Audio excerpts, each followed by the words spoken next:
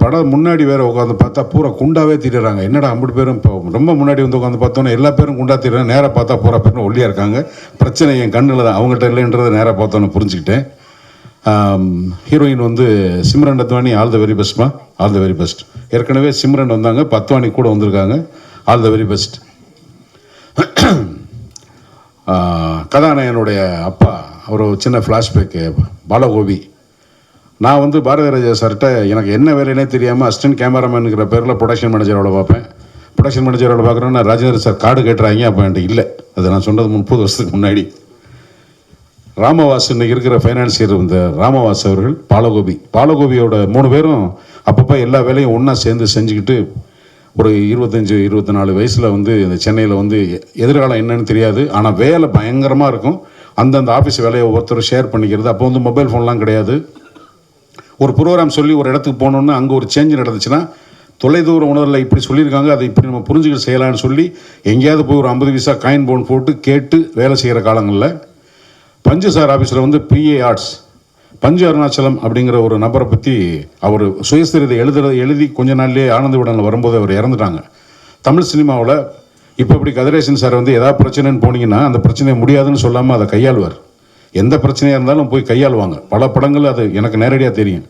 பஞ்சு அருணாச்சலம் சார் வந்து டிரைவ் உட்லண்ட்ஸில் ஒரு அவருக்கு டிரைவ் உட்லண்ட்ஸ் நியூ உட்லண்ட்ஸில் பெர்மனெண்ட்டாக கிருஷ்ணா கட்டேஜன் ஒட்டுமொத்த தமிழ் சினிமாவோட டிஸ்ட்ரிபியூட்டர்ஸ், தியேட்டருக்காரங்க, ப்ரொடியூசர்ஸ், ஃபைனான்சியர்ஸ் அங்கே தான் மீட்டிங்கே நடக்கும். அதுக்கப்புறம் வந்து நம்பர் 32 பாகிரதி மால் ஸ்ட்ரீட் நினைக்கிறேன், காமராஜர் இல்லத்துக்கு பக்கத்தில் ஒரு பஞ்சு சார்கிட்ட ஒரு 4 கம்பெனி இருக்கும். அவங்க தம்பி லட்சுமணன் சுப்புன்னு சொல்லி ஒரு ஃபோனு ஒரு ஓரமாக போன உடனே கார் பார்க்கு திரும்பினா ஒரு சேர் டேபிள் போட்டு ஒரு பையன் சிரித்த பையன் ஒருத்தர் உட்காந்துட்டே இருப்பார். வர்றவங்க பூரா வேலை சொல்லுவாங்க கோபிக்கு. பஞ்சனை பார்க்க வர்றவங்க வேலை சொல்லுவாங்க, பஞ்சு சார் வேலை இருக்கும், அண்ணன் வேலை, தம்பி வேலைன்னு எல்லா வேலையும் முகம் சுளிக்காமல் என்ன அது பண்ணிடுறேன். இன்னைக்கு வரைக்கும் தன்னோட அந்த உழைப்பினால் மாத்திரமே சினிமாவில் தாக்கு பிடிச்சிட்டு இருக்கிற ஒரு யாருன்னா பாலகோபி தான். மற்ற நடிகர்களுக்கெல்லாம் மார்க்கெட் இருக்கும், டைரக்டர்களுக்கு மார்க்கெட் இருக்கும். மேனேஜர் வேலைன்றது அவ்வளோ சாதாரணமான வேலை இல்லை.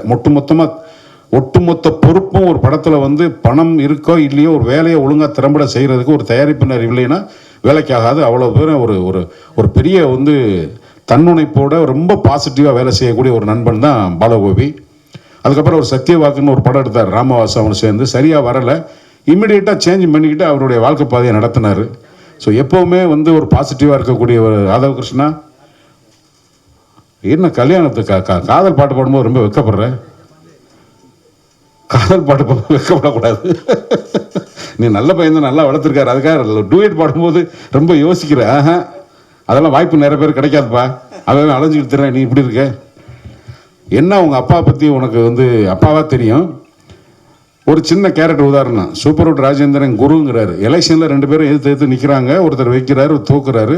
ஒட்டுமொத்தமாக நீங்கள் வந்து நிற்கிறாருன்னா உங்கள் அப்பாவோட கேரக்டர் என்னன்னு நீ சிம்பிளாக புரிஞ்சுக்க. உங்கள் அப்பா உனக்கு அப்பா, ஆனால் அவன் என்ன பாலகோபிங்கிறவன் யாருங்கிறத நீ புரிஞ்சுக்கிறணும்.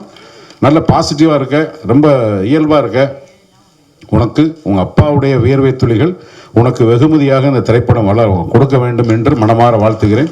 வாய்ப்புக்கு நன்றி, வணக்கம். பெரிய ஹீரோ, பெரிய ஹீரோயின் இவங்கெல்லாம் பண்ணும்பொழுது அவங்களுடைய படம் இருந்தாலும் அவங்களுடைய பேரை நம்ம போடுவோம். அவங்களுக்கு பேர் போட வேண்டிய அவசியமே இல்லை, முகம் பார்த்தாலே தெரியும். பட் இவங்கெல்லாம் இப்போ தான் வளர்ந்து வரக்கூடியவங்க. ஸோ எல்லா போஸ்டர்லேயும் பேனர்லேயும் இவங்களுடைய பேரை வந்து நீங்கள் போடணும்னு நான் ரிக்வெஸ்ட் பண்ணிக்கிறேன். ஹீரோ, ஹீரோயின் அவங்க 2 பேருடைய பேர். எனக்கு வந்து இந்த படத்தில் வந்து எனக்கு வந்து ஒரு லிரிக் ரைட்டராக ஒரு வேஷம் கிடச்சிருக்கு, அப்படி தான் சொல்லணும். நான் இதுக்கு முன்னாடி என்னுடைய வட்டாரம் படத்தில் வந்து யார் தருவார் இந்த அரியாசனம்ங்கிற பாட்டை நான் எழுதினேன். அதுக்கப்புறம் நான் எதுவும் எழுதலைன்னா என்னுடைய எல்லா படங்களுக்கும் வந்து கவி பேரரசு வைரமுத்து சார் அவர்கள் தான் வந்து எழுதுவாங்க. அவுகத் மகேந்திரன் வந்து எனக்கு ரொம்ப நாளாக தெரியும். அவர் ரொம்ப துடிப்பான ஒரு இளைஞர். அவர் ரகுமான் சார்கிட்ட அவங்கக்கிட்டலாம் இருந்திருக்கிறாரு. அவருக்கு ஒரு விஷன் இருக்குது. ஸோ அவரோட பழகும் பொழுது அவர் என்கிட்ட சொன்னார், இந்த மாதிரி ஒரு பாட்டு கொஞ்சம் ஒரு கலோக்கியலான ஒரு சாங் வேணும் அப்படின்னாரு. சரி, எனக்கு வந்து அது ஒரு வாய்ப்பாக எடுத்துக்கிட்டு அதை எழுதினேன். அது வந்து கரண்ட்டில் இருக்கிற ஒரு சிச்சுவேஷனும் ப்ளஸ் வந்து அதுக்கு பின்னாடி என்ன இருக்கணும் அப்படிங்கும் பொழுது நான் இதில் வந்து 1900 சென்னை உருவாயிட்டு இருந்த அந்த நேரங்களில் வந்து உங்களுக்கு பிளாக் டவுனில் வந்து வார்த்தைகள் வந்து புழக்கத்தில் இருந்துச்சு. அதாவது அந்த வார்த்தைகளுக்கு உண்டான அர்த்தம், அகராதி எல்லாமே இருக்குது. அந்த மாதிரி ஒரு வார்த்தைகளை வந்து இதில் வந்து பின்னணியில் வச்சா நல்லாயிருக்கும் அப்படின்னு சொல்லிட்டு அது கொஞ்சம் ரிசர்ச் பண்ணி அந்த வார்த்தைகளெல்லாம் எடுத்து கோர்த்து இந்த பாட்டு வந்து இது பண்ணேன். இது ப்ரொமோஷனல் சாங் தான். இதை வந்து அக்செப்ட் பண்ணிக்கிட்ட இந்த படத்தின் இயக்குனர், தயாரிப்பாளர், அந்த அஸ்வமித்ரா இசையமைப்பாளர், அவங்களுக்கும் வந்து என்னுடைய நன்றி. அதே மாதிரி இந்த வாய்ப்பு கொடுத்த அவுகத் அவர்களுக்கும் என்னுடைய நன்றி. இந்த மேடைக்கு வந்திருக்கக்கூடியவங்கள்லேருந்தே உங்களுக்கு தெரியும் இது வந்து அது எந்த மாதிரியான ஒரு ஒரு அழகான கோர்ப்பு இந்த இடத்துல இருக்குது, இந்த மேடையில் இருக்குது. எல்லாருமே ஒரு பெரிய ஜாம்பவான்கள் இங்கே இருக்கிறது. அவங்களுடைய ப்ரெசன்ஸ் வந்து இந்த படத்துக்கு வந்து ரொம்ப அவசியம். அண்டு டைரக்டரோட நேம் வந்து நல்ல ஒரு வித்தியாசமான பேராக இருக்குது. இந்த வித்தியாசமான பேரெல்லாம் வந்து ரொம்ப இமிடியேட்டாக கவனிக்கப்படும். இந்த படம் வரும் பொழுது அவருக்கு உண்டான ஒரு அடையாளம் வந்து ரொம்ப பெருசாக கிடைக்கும் அப்படின்னு என்னுடைய எதிர்பார்ப்பு. இந்த புதிய ஹீரோ அண்டு அவங்க சிம்ரன் அத்வானியா ஆல்ரெடி பண்ணியிருக்கீங்களா படத்தில்? பண்ணியிருக்கீங்க, ஓகே. இந்த பொண்ணுடைய கண் ரொம்ப அழகாக இருக்குது. இந்த கண் நிறைய பேசுது.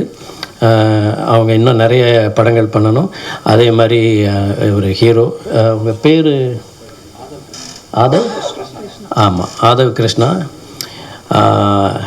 ஆதவ் கிருஷ்ணா, இப்போ நான் உங்கள் பேர் என்னன்னு கேட்ட மாதிரி அடுத்த தடவை யாருமே கேட்க மாட்டாங்க. ஆதவ் கிருஷ்ணானா எல்லாருக்கும் தெரியும். அந்த மாதிரியான படங்கள் வந்து நீங்கள் வந்து மேன்மேலும் நிறைய பண்ணணும். உங்கள் ஃபேஸில் வந்து ஒரு சின்ன குறும்பு தெரியுது, அது கொஞ்சம் புதுசாக இருக்குது. த்ரூ அவுட் தி மூவி அந்த இதிலெல்லாம் பார்க்கும்போது அந்த குறும்பு கொப்பளிக்கிற ஒரு முகம் அப்படின்னு சொல்லுவாங்க இல்லையா, அந்த மாதிரியான ஒரு தனித்துவம் வாய்ந்த ஒரு முகம் இருக்குது. உங்களால் ஒரு நெக்ஸ்ட் டோர் பாய் அப்படிங்கிற அந்த இது வந்து திறம்பட செய்ய முடியும். ஸோ இந்த மாதிரி நிறைய படங்கள் நீங்கள் பண்ணணும். இந்த தயாரிப்பாளர்கள் வந்து மேன்மேலும் நிறைய படங்கள் பண்ணணும்னு வாழ்த்துறேன்.